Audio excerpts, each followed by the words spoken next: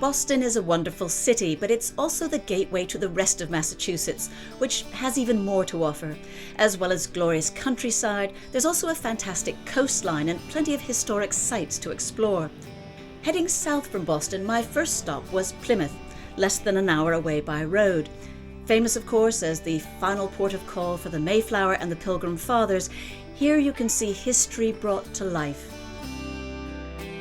This is Plymouth Plantation, which tells the story of the Pilgrim Fathers and the families who came across on the Mayflower to settle in a new world. And what I like is the fact that it doesn't look easy. Life was tough, and yet they persevered and they survived, and that, to me, is what's so impressive.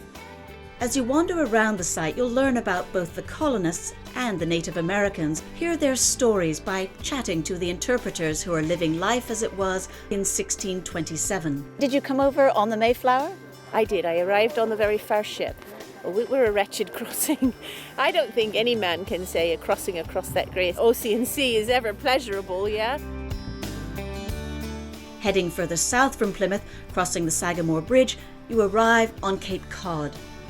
This is Sandwich, which I always think of as the gateway to Cape Cod.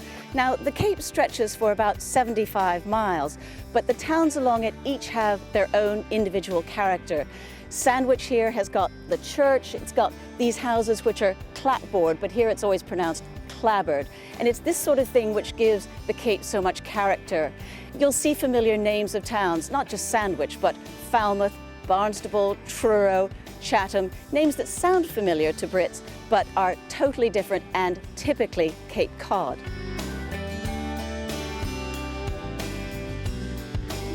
When I come to the Cape, I like to stay in a bed and breakfast.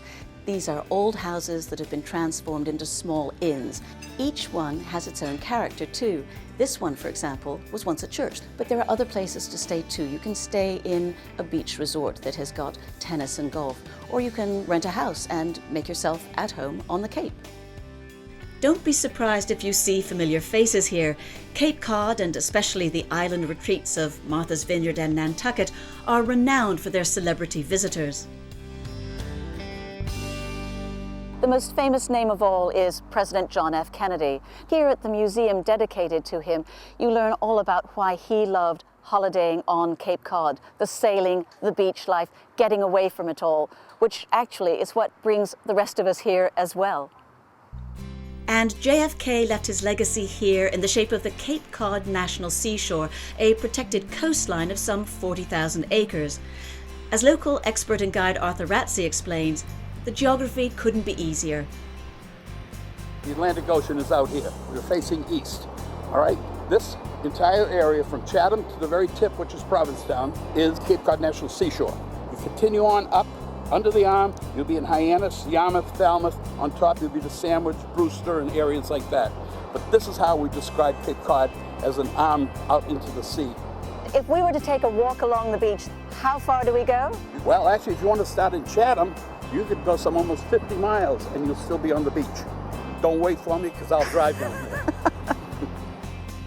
The beaches, of course, are wonderful in summer, but at any time of year, you'll find plenty of people out and about enjoying the walks and that bracing sea air. But Cape Cod is more than sea and sand. There are lots of other distractions here too. There are wonderful cycling routes, bird watching, nature trails, and fascinating nautical history. Then, of course, there are the fruits of the sea. At East Dennis Oyster Flats, cultivator John Lowell took me out at low tide to see how his special crop was doing.